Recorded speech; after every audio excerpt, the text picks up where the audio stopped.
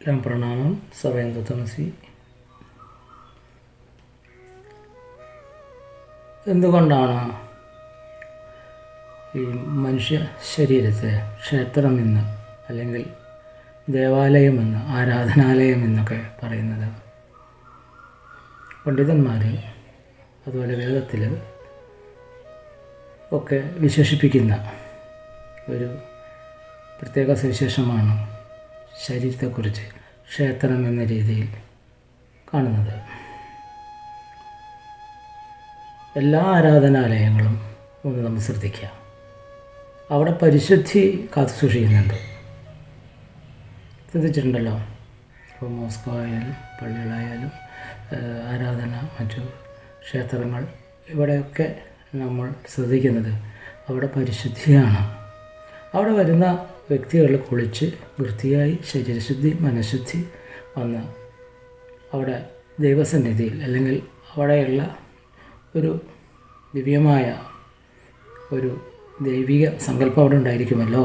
അവിടെ വന്ന് എല്ലാ സങ്കടങ്ങളും ഏറ്റുപറഞ്ഞ് അവിടെ നിന്ന് പോരുന്ന സമയം ഇവിടെ നിന്ന് പോയ പോലെ ആയിരിക്കില്ല. എല്ലാ ഭാരങ്ങളും എല്ലാ ദുഃഖങ്ങളും പ്രയാസങ്ങളും എല്ലാം ഓരോരുത്തരുടെ മനോധർമ്മമനുസരിച്ച് വിശ്വാസമനുസരിച്ച് അവിടെ ഉള്ള ആ ചൈതന്യ ഭാവത്തിൽ രൂപത്തിൽ ഓരോ ആരാധനാലയങ്ങളിലും വ്യത്യസ്ത രീതിയിലുള്ള രൂപങ്ങളോ ആരാധനകളോ പൂജാവിധികളോ ഒക്കെ ആയിരിക്കുമല്ലോ. എന്തുതന്നെ ആവട്ടെ, അവിടെ പവിത്രമാണ് എന്നുള്ള ബോധത്തിൽ ആണ് ചെല്ലുന്നത്. അതുപോലെ ചെല്ലുന്ന വ്യക്തികളും അവിടെ എത്ര മാനസികമായ പ്രയാസങ്ങൾ ഉണ്ടെങ്കിലും അവിടെ ചെന്ന് സമർപ്പിച്ച് പ്രാർത്ഥിച്ച് അല്ലെങ്കിൽ ധ്യാനിച്ചു അല്ലെങ്കിൽ അവിടെ നടക്കുന്ന വചനങ്ങളൊക്കെ കേട്ടു തത്വങ്ങളൊക്കെ കേട്ട് ആ ആരാധനകളിലൊക്കെ പങ്കെടുത്ത് പോരുമ്പോൾ മറ്റൊരാളായിട്ടാണ് ഇപ്പോൾ അവിടെ നിന്ന് തിരിച്ചു പോരുന്നത്.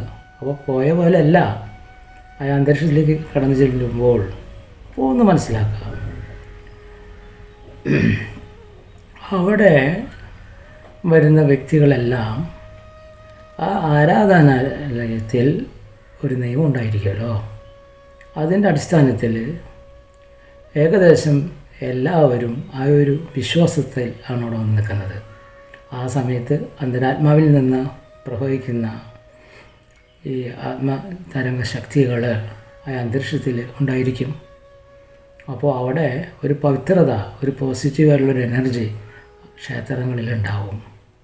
അപ്പോൾ അവിടെ പരിശുദ്ധി ആണ് ക്ഷേത്ര ആരാധനാലയങ്ങളിൽ പ്രധാനമായിട്ട് വേണ്ടതും ഉള്ളതും. ഇപ്പോൾ അവിടെ ഏതൊരു മനുഷ്യൻ ചെന്നാലും ഹൃദയം തുറന്നാണ് അവിടെ ആരാധനയിൽ പ്രാർത്ഥനയിലൊക്കെ പങ്കെടുക്കുന്നത്.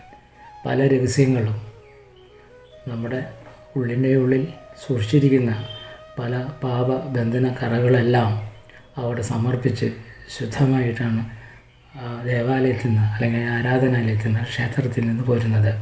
അപ്പോൾ ആ ക്ഷേത്രം നിൽക്കുന്ന ഇടവും അവിടുത്തെ കർമ്മപദ്ധതികളും അവിടെ ചെല്ലുന്നവരെല്ലാം അവിടെ ആയിട്ടുള്ള ഒരു ദിവ്യമായ പോസിറ്റീവ് ഒരു എനർജി അവിടെ എല്ലാവരും ബാധിക്കുമ്പോൾ അവിടുത്തെ മനസ്സിനെയും ശരീരത്തിനെയും ബോധത്തെയും ആന്തരികവും ബാഹ്യമായ അവയവങ്ങളെയെല്ലാം ഒരു അവിടുത്തെ ആരാധന സമ്പ്രദായ പ്രകാരം ശുദ്ധമായിട്ടാണ് പോരുന്നത്.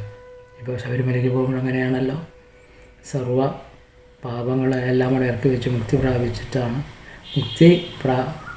സായുജ്യം ലഭിക്കണമെന്ന മനോഭാവത്തോടു കൂടിയാണ് അവിടെ എല്ലാ ഭക്തന്മാരും ശബരിമല ചെല്ലുന്നത്.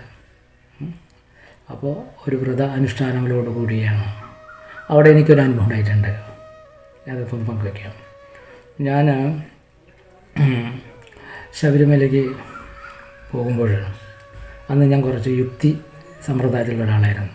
കുറേ കൊല്ലങ്ങളായിരുന്നു കേട്ടോ, ഒരു 10-30 കൊല്ലം ആയിട്ടുണ്ടെന്ന് തോന്നുന്നുണ്ട്. ചില എൻ്റെ ഞാനിപ്പോൾ ഈ ഒരു ആധ്യാത്മിക അന്വേഷണ സമയത്ത് ഉണ്ടായ ഒരു അനുഭവമാണ് പറയുന്നത്. അവിടെ ചെല്ലുമ്പോൾ അപ്പോൾ ഞാൻ കെട്ടി നിറയ്ക്കേണ്ട പോയത് മനസ്സിലാക്കണം. അത് എൻ്റെ യുക്തി അവിടെ എന്താണ്, അങ്ങനെ പോയാൽ എന്താണെന്ന് എൻ്റെ യുക്തി എന്നോട് സംസാരിച്ചു. അപ്പം ഞാൻ അതിന് വിധേയമായിട്ടാണ് പോയത്. എന്താണ് അവിടെ സംഭവിക്കുക, അപ്പോൾ അതിന് അവിടെ ഫേസ് ചെയ്യാന്നുള്ള രീതിയിലാണ് ഞാൻ പോയത്. പരസ്യമായിട്ട് ഇപ്പോൾ ഞാൻ പറയണേ. അങ്ങനെ അവിടെ ചെന്നു. 18-ാം പടി വെച്ചാൽ അതിലെ ഇപ്പോൾ അത് ഒന്നും ഇപ്പോൾ ഞാൻ കൊണ്ട് പറയുന്നില്ല. എന്നാലും ഞാൻ മുകളിൽ ചെന്ന് മാത്രമേ എനിക്ക് ഓർമ്മയുള്ളൂ. ഞാൻ ഏതോ ലോകത്ത് പോയി. എൻ്റെ കാല് അവിടെ പതിക്കുന്നില്ല, ഇവിടെ മുകളിൽ നിലത്ത് പതിക്കുന്നില്ല. ഞാനവിടെ ഒഴുകി നടക്കണോ ഭക്തന്മാരുടെ കൂട്ടത്തിൽ. ഞാനിങ്ങനെ എന്താണ് എനിക്ക് സംഭവിച്ചതെന്ന് എൻ്റെ നിയന്ത്രണം വിട്ടുപോയി. അതിൻ്റെ അനുഭവമാണ്. ഞങ്ങൾ കാറിനാണ് പോയത്. 6-7 കുറച്ച് പേരുണ്ടായിരുന്നു. പക്ഷെ ഞാൻ അവിടെ നിന്ന് വേഗം പോന്നു. എനിക്കവിടെ പറ്റുന്നില്ല. കാരണം വെച്ചാൽ വേറൊരു അവസ്ഥയിലേക്ക് പോയി. അതെന്താ, അവിടെ അതിൻ്റേതായ ഒരേകമായ അവിടെ വരുന്നു പോകുന്ന എല്ലാ ഭക്തന്മാരുടെയും മനസ്സും ഒരേക വിചാരധാരയിൽ നിന്നാണ് അവിടെ ചൈതന്യം ഒഴുകി നിൽക്കുന്നത്. അവിടെ അതിൻ്റേതായ ഗുണവും ഉണ്ട്, അവിടെ അതിൻ്റേതായ ഫലമുണ്ട്. മനസ്സിലായില്ല. അപ്പോൾ ക്ഷേത്ര സാന്നിധ്യങ്ങൾ, ആരാധനാലയങ്ങളിലൊക്കെ ഇതേമാതിരി ഒരു അന്തരീക്ഷം ഉണ്ടാവും, ഒരു പോസിറ്റീവ് എനർജി എപ്പോഴും ഉണ്ടാവും. അതിന് എതിരായി ചെന്നാൽ എന്തെങ്കിലുമൊക്കെ ഒരു അസ്വസ്ഥതയോ എന്തെങ്കിലുമൊക്കെ ഒരു ഫീല് നമുക്ക് അവിടെ അനുഭവപ്പെടാൻ കഴിയും. അങ്ങനെ ഒരു അനുഭവമാണ് എനിക്കുണ്ടായത്. പക്ഷേ എനിക്ക് അതിൽ നിന്ന് കുറേ കാര്യങ്ങൾ മനസ്സിലായി. അപ്പോൾ ഇതെല്ലാം അനുഭവം കൊണ്ടാണ് നമ്മൾ മനസ്സിലാക്കേണ്ടത്. അപ്പോൾ നമ്മളുടെ ശരീരം ക്ഷേത്ര തുല്യമാണ് എന്ന് പറയുന്നത് അതേപോലെ നമ്മൾ പരിപാവനമായി സൂക്ഷിക്കാനാണ്. അപ്പോൾ മനസ്സിലായോ? ചിന്തകൾ കൊണ്ടും പ്രവൃത്തികൾ കൊണ്ടും മനോവിചാരങ്ങൾ കൊണ്ടും എല്ലാം ഒരു ക്ഷേത്രത്തെ എങ്ങനെ പരിപാലിക്കുന്ന ശുദ്ധിയോടുകൂടി അവിടെ ഒരു മാലിന്യങ്ങളും അതിൻ്റെ ഉള്ളിലേക്ക് പ്രവേശിക്കാൻ പാടില്ല. അവിടെ ചെല്ലുന്ന മനുഷ്യർ എല്ലാം ക്ഷേത്ര സന്നിധി ചെല്ലുമ്പോൾ എല്ലാം ഏറ്റുപറഞ്ഞ് പരിപാവനമായ ആ സന്നിധിയിൽ പ്രാർത്ഥിച്ച് ആത്മശുദ്ധി വരുത്തി, അല്ലെങ്കിൽ ആന്തരിക ശുദ്ധി വരുത്തി അവിടെ നിന്ന് സന്തോഷത്തോടു കൂടിയാണ് പോരുന്നത്. അങ്ങനെ അവിടെ ഒരു ആത്മശോധന, ആന്തരികവും ബാഹ്യമായ ഒരു ശോധനാത്മകമായ ഒരു ക്രിയ അവിടെ നടക്കുന്നുണ്ട് അന്തരീക്ഷത്തിൽ. അത് സൂക്ഷ്മത്തിൽ അവിടെ സാഹചര്യം കൊണ്ടും അവിടുത്തെ അന്തരീക്ഷത്തിൽ നിൽക്കുന്ന പോസിറ്റീവ് എനർജിയുടെ ഫലമായിട്ടാണ് അവിടെ ഇങ്ങനെയുള്ള പ്രക്രിയ നടക്കുന്നത്. അതേപോലെ നാമും നമ്മുടെ ശരീരത്തെ പരിശുദ്ധിയോടുകൂടി സൂക്ഷിച്ചാൽ എപ്പോഴും ഒരു പോസിറ്റീവ് എനർജി ആയിട്ട് നമ്മളുടെ ശരീരത്തെ നമുക്ക് കാത്തു സൂക്ഷിക്കാൻ കഴിയും. അപ്പോൾ വിചാരങ്ങൾ, നമ്മളുടെ കൂട്ടുകെട്ടുകൾ, നമ്മൾ കഴിക്കുന്ന ആഹാരങ്ങൾ, നമ്മൾ സംസാരിക്കുന്ന വാക്കുകൾ, ഇതെല്ലാം സന്ദർഭാനുയോജ്യമായി വേണ്ട വിധിപ്രകാരം ചെയ്താൽ ഈ പ്രകൃതിയും നമ്മളും തമ്മിലുള്ള ഒരു ബന്ധം കിടപ്പുണ്ടല്ലോ, ആ രീതിയിൽ ഒരു സംസ്കരണം പോസിറ്റീവായി ഒരു സ്വാത്വികമായ ചിന്തയോടുകൂടിയുള്ള ഒരു ജീവിതം മെനഞ്ഞെടുത്താൽ അതിൻ്റേതായ ഗുണം നമുക്ക് അനുഭവിക്കാൻ കഴിയും. ഈ ക്ഷേത്രം പോലെ നമ്മുടെ ശരീരത്തെ സൂക്ഷിച്ചാൽ പലവിധ കാര്യങ്ങൾ നമുക്ക് മനസ്സിലാവും. ക്ഷേത്രങ്ങളെപ്പോലെയും ദേവാലയങ്ങളെപ്പോലെയും ആരാധനാലയങ്ങളെപ്പോലെയും നമ്മളുടെ ശരീരത്തെ നമ്മൾ കാത്തു സൂക്ഷിച്ചാൽ എങ്ങനെയാണോ ഒരു ക്ഷേത്ര സാന്നിധ്യത്തിലുള്ള ഒരു പോസിറ്റീവ് അന്തരീക്ഷം, അതേപോലെ നമ്മളുടെ ശരീരത്തിൽ ആന്തരികവും ബാഹ്യവുമായും നമ്മുടെ ചുറ്റും ഉണ്ടാവും. അതനുസരിച്ചിട്ടാണ് നമ്മളിലുള്ള ഓറ. മനസ്സിലായല്ലോ? നമുക്ക് ചുറ്റും ഒരു ഓറ ഉണ്ടല്ലോ, അതിൻ്റെ ക്വാളിറ്റിക്ക് മാറ്റം വരും. നമ്മളൊരു സ്വാത്വികനായിട്ട് തന്നെ മാറും. സാത്വിക ചിന്തകൾ നമ്മളിൽ വന്ന് നിറയും. നമുക്ക് സമൂഹത്തിനോടും പ്രകൃതിയോടും ഉണ്ടാകുന്ന കാഴ്ചപ്പാട് തന്നെ മാറും. നെഗറ്റീവായിട്ടുള്ളൊരു ചിന്തകളും നമ്മുടെ ഉള്ളിലേക്ക് കടന്നു വരില്ല. കാരണം നമ്മൾ ആ മാർഗം സ്വീകരിക്കുന്നില്ല. ആ മാർഗത്തെ തിരിച്ചറിഞ്ഞുകൊണ്ട് അതിനെ അവോയ്ഡ് ചെയ്ത് പോരുമ്പോൾ ഇവിടെ നമ്മൾ പരിശുദ്ധി നിറയുന്ന ഒരു സ്വാത്വിക ജീവിത രീതിയിലേക്ക് നമ്മൾ കടന്നു വരുമ്പോൾ അവിടെ ആ രീതിയിലൊരു പശ്ചാത്തലം നമ്മൾക്ക് ഉണ്ടാകും, ശരീരമായും മാനസികമായും എല്ലാ നിലയ്ക്കും. അങ്ങനെ നമ്മൾ ആ ഒരു പോസിറ്റീവ് എനർജി നിറയുന്ന രീതിയിലേക്കുള്ളൊരു ജീവിതം നമ്മൾ മെനഞ്ഞെടുത്താൽ, അതുവരെ ഈ കാഴ്ചപ്പാടില്ലാതെ ജീവിച്ച രീതികളിൽ നിന്ന് വന്നുപെട്ടിരിക്കുന്ന അശുദ്ധമായ സർവ്വപാപക്കറകളും പോണു കാണാം. നമ്മൾ ഓരോ അടിയും മുന്നോട്ട് വയ്ക്കുമ്പോൾ 10 അടി പ്രകൃതി ഇങ്ങോട്ട് വയ്ക്കും. അങ്ങനെ ശുദ്ധമാക്കി ഒരു ശരീരത്തെ ദേവാലയം പോലെ കാത്തു സൂക്ഷിച്ചാൽ അതിൻ്റെ ഉള്ളിലിരിക്കുന്ന ദൈവജ്ഞനായിരിക്കുന്ന ആത്മാവ്, ശരീരത്തെ പ്രകാശിപ്പിക്കുന്ന ആത്മാവും പരിശുദ്ധി പ്രാപിക്കും. അങ്ങനെ ആ പരമാത്മ ചൈതന്യവുമായിട്ട് ബന്ധപ്പെടുമ്പോൾ നമുക്ക് വളരെയധികം കാര്യങ്ങൾ, അനുഭവങ്ങളും ഒക്കെ ഉണ്ടാവാൻ സാധ്യതയുണ്ട്. അതുകൊണ്ടാണ് ക്ഷേത്രം പോലെ നമ്മളുടെ ശരീരത്തെ കാത്തു സൂക്ഷിക്കണമെന്ന് പറയുന്നത്. മനസ്സിലായാലോ? ക്ഷേത്രം ഏത് രീതിയിലാണ് പരിശുദ്ധമായിട്ട് നിർത്തുന്നത്, അതേപോലെ അശുദ്ധമാകുന്ന ഒരു പ്രവൃത്തിയും ചിന്തകളും ആഹാരപാനീയങ്ങളും സമയാസമയങ്ങളിലുള്ള ജീവിത രീതികളും ഒക്കെ ആയി മനസ്സിലാക്കി വരുമ്പോൾ നാം അറിയാതെ തന്നെ പ്രകൃതിയും നമ്മളും ആയിട്ടുള്ള ഒരു പോസിറ്റീവ്, ഒരു നിഷ്കളങ്കമായ പരിശുദ്ധമായ പരമാത്മാവിൻ്റെ സാന്നിധ്യം പോലെ നമ്മളും ഇവിടെ ഭൂമിയിൽ സ്വാധീനായി തന്നെ അറിയാതെ തന്നെ നമ്മൾ ജീവിച്ചു പോകുന്നത് കാണാം. അങ്ങനെ വരുമ്പോൾ നമ്മുടെ ജീവിതത്തിലെ മലിനമായ ജീവിതങ്ങളൊക്കെ നീങ്ങി നമുക്ക് ഐശ്വര്യപൂർണമായ പാപകറകളില്ലാത്തൊരു ജീവിതം, സ്വാത്വികമായ ജീവിതം കൊണ്ട് നമുക്ക് നേടാൻ കഴിയും. അപ്പോൾ നമ്മളുടെ ശരീരം ക്ഷേത്രതുല്യമായി. അപ്പോൾ ആ ക്ഷേത്രവും ശരീരമാകുന്ന ക്ഷേത്രവും ക്ഷേത്രജ്ഞനും കൂടി പൂരകമായി നിൽക്കുമ്പോൾ അതിൽ നിന്ന് വരുന്ന അറിവും പരിസരവാസികൾക്കും സമൂഹത്തിനും നമ്മളിടപഴകുന്ന എല്ലാ മേഖലകളിലും അതിൻ്റെ ഗുണങ്ങളുണ്ടാവും. അതിൻ്റെ അനുഭവങ്ങൾ മറ്റുള്ളവർക്കും മനസ്സിലാവും. നാം ആരെങ്കിലും ഒക്കെ ആയിട്ട് ഇടപഴകുമ്പോഴാണ് നമ്മളുടെ സ്വഭാവവും നമ്മളുടെ ഗുണങ്ങളും അവർ തിരിച്ചറിയുന്നത്. അപ്പോൾ അതേപോലെ ശരീരത്തെ മലിനപ്പെടുത്താതെ നാം ജീവിച്ചു പഠിച്ചാൽ ഈ ക്ഷേത്ര തുല്യം പോലെ നമുക്ക് നമ്മളുടെ ശരീരത്തിനെ ശ്രദ്ധിക്കാം. അതെല്ലാ മേഖലയും മനസ്സാ വാചാ കർമ്മണ അതിലൂടെ നമ്മൾ കടന്നു പോവുകയാണെങ്കിൽ ഇപ്പുറത്ത് നെഗറ്റീവായ ഒരു മാലിന്യങ്ങളും നമ്മുടെ അന്തരംഗത്തിൽ, നമ്മുടെ ബോധതലത്തിൽ ഒന്നും വന്നു പതിക്കില്ല. ഹൃദയശുദ്ധി വർദ്ധിക്കും, മനഃശുദ്ധി വർദ്ധിക്കും.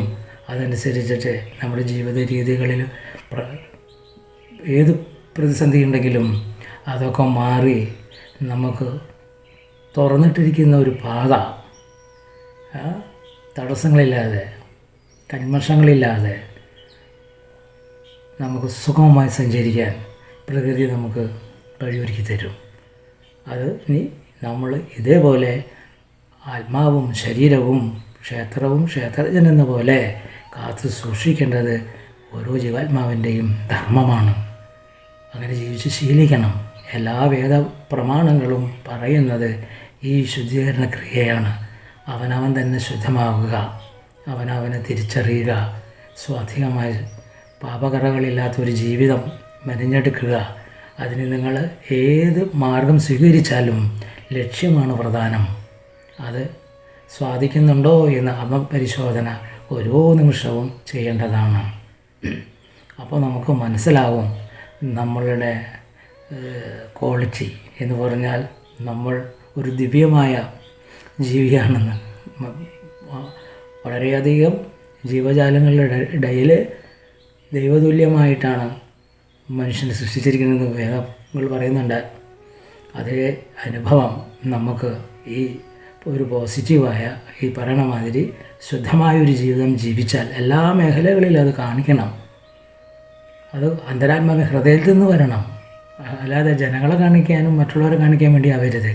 അവനവന് വേണ്ടി തന്നെ അതിന് പ്രയത്നിക്കണം. അല്ലാതെ ചിലവരുണ്ട് പുറത്ത് മറ്റു പലവരെയും കാണിക്കാൻ വേണ്ടി പലവിധ നാടകങ്ങൾ കളിക്കും, നല്ലവനായിട്ടൊക്കെ ചമയും. അവർക്ക് ഞാനീ പറയുന്ന ഗുണമുണ്ടാവില്ല. അപ്പോൾ അതുകൊണ്ട് അങ്ങനെയല്ല, ഇതാരെയും കാണിക്കാനൊന്നുമല്ല. അവനവൻ്റെ അന്തരാത്മാവ് ശുദ്ധമായി ഹൃദയവും മനസ്സുമെല്ലാം പവിത്രമായി ആ ഒരു ദിവ്യ ബോധത്തിൽ കഴിയാൻ കഴിഞ്ഞാൽ ശരീരം ക്ഷേത്ര തുല്യമാകും. അപ്പോൾ അതിലിരിക്കുന്ന ആത്മാവ് ക്ഷേത്രജ്ഞനുമാകും. രണ്ടും പൂരകമായി ഭൂമിയിൽ നമുക്ക് കാലം കഴിക്കാം. അതുകൊണ്ടാണ് ശരീരത്തെ ക്ഷേത്രമായി കാണണമെന്നും ക്ഷേത്രത്തെ പരിപാലിക്കുന്നത് പോലെ ഈ ശരീരത്തെയും പരിപാലിക്കണം എന്ന് പണ്ഡിതന്മാർ, ജ്ഞാനികൾ പറഞ്ഞിരിക്കുന്നത്. ശരീരത്തിന് ദിവ്യമായ ഈ അവസ്ഥ ഉള്ളതുകൊണ്ടാണ് ശ്രീ ഭഗവത്ഗീതയിൽ ഭഗവാൻ കൃഷ്ണൻ അർജുനോട് പറയുന്നത്, ക്ഷേത്രമാകുന്ന നിൻ്റെ ശരീരത്തിൽ ക്ഷേത്രജ്ഞനായ ഞാൻ വസിക്കുന്നത് നീ അറിയുന്നില്ലേ എന്ന് പറയുന്നുണ്ട്. അതുപോലെ യേശുക്രിസ്തു പറയുന്നുണ്ട്, നിൻ്റെ ശരീരം ദൈവാത്മാവ് വസിക്കുന്ന ആലയമാണെന്ന് അറിയുന്നില്ലേ. ഇതൊക്കെ എന്തിനാ പറയുന്നത്? ഈ മഹാത്മാക്കൾ, ദിവ്യപുരുഷന്മാർ, അവതാര പുരുഷന്മാർ നമ്മളോട് സംസാരിച്ചത് ഈ സങ്കല്പം തന്നെ. അത് മനസ്സിലാക്കാനാണ്. നാം ഓരോ ക്രിയകൾ ചെയ്തു വരുമ്പോഴും പ്രവൃത്തികളിലൂടെ കടന്നു പോകുമ്പോഴും ദിവ്യമായ നമ്മുടെ ശരീരം മലിനമാകുന്നുണ്ടോ എന്ന് ഒരു ആത്മപരിശോധന ചെയ്യണമെന്നുള്ള ഒരു മുന്നറിയിപ്പാണ് ഈ വചനങ്ങളിലൂടെ പറയുന്നത്, അവർ നൽകിയിരിക്കുന്നത്. അവരൊക്കെ മഹാഗുരുക്കന്മാരാണ്, അവതാര പുരുഷന്മാരാണ്. അതുകൊണ്ടാണ് അവർ അതിനെ ആ രീതിയിൽ പ്രതിപാദിച്ചത്. ഈ ശരീരത്തെയും അതിലെ ദേഹിയെയും, ഇത് രണ്ടും ഇരിക്കുന്ന ഒരു അവസ്ഥയാണ് ക്ഷേത്രം അല്ലെങ്കിൽ ആരാധനാലയങ്ങൾ. അതുകൊണ്ടാണ് അവിടെ നാം ചെല്ലുമ്പോൾ പവിത്രമായ ഒരു അന്തരീക്ഷം ഉള്ളതായിട്ട് തോന്നുന്നതും അവിടെ ചെന്ന് നമുക്ക് പ്രാർത്ഥിക്കാൻ കഴിയുന്നതും.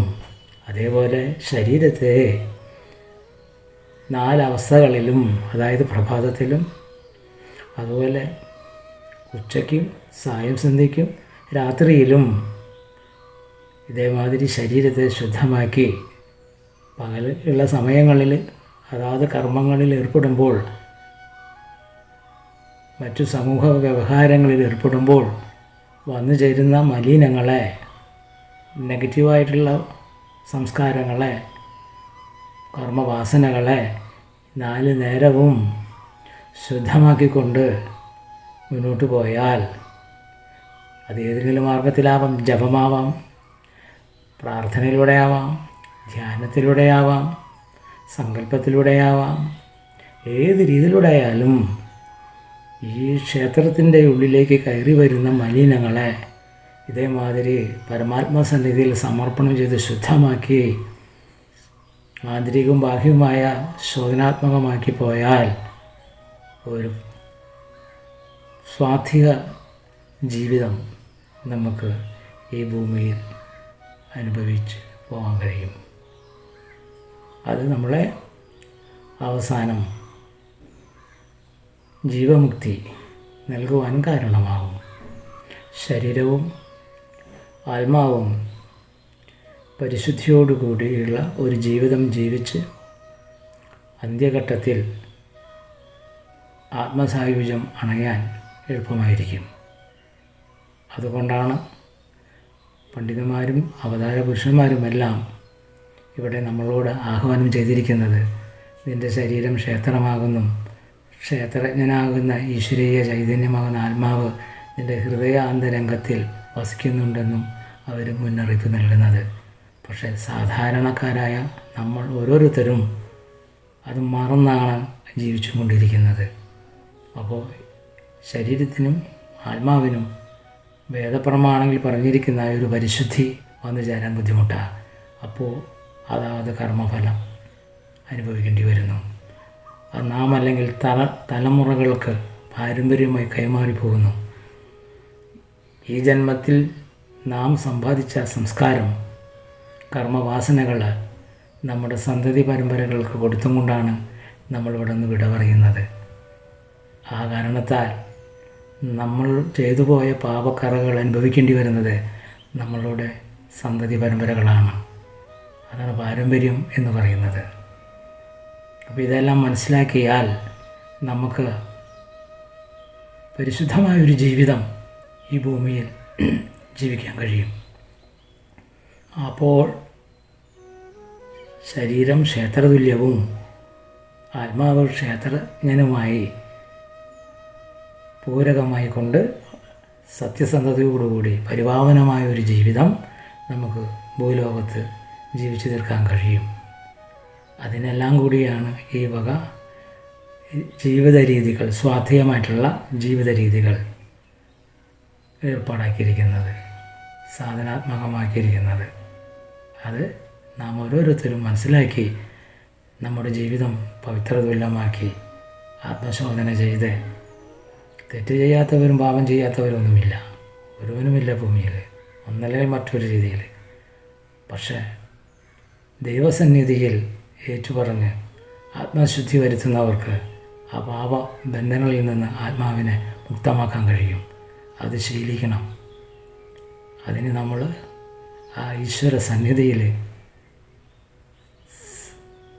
4 നേരവും ആത്മപരിശോധന ചെയ്ത് അവിടുത്തെ മുന്നിൽ ന്യായീകരിക്കാതെ നമ്മളെ ഭാഗത്ത് വന്നിരിക്കുന്ന വീഴ്ചകൾ ഹൃദയ അന്തരംഗത്തിൽ നിന്ന് മനമലൂരുകളായി ആ സർവേശ്വരൻ്റെ പാദത്തിൽ സമർപ്പിച്ച് ശുദ്ധമായിട്ട് പോകേണ്ടത് നമ്മുടെ ഓരോരുത്തരുടെയും ധർമ്മമാണ്.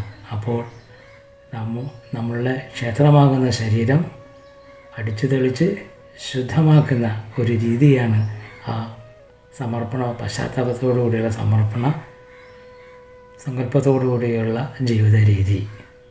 അതിന് നമ്മൾ തയ്യാറാവണം, നമ്മളതിന് ശീലിക്കണം.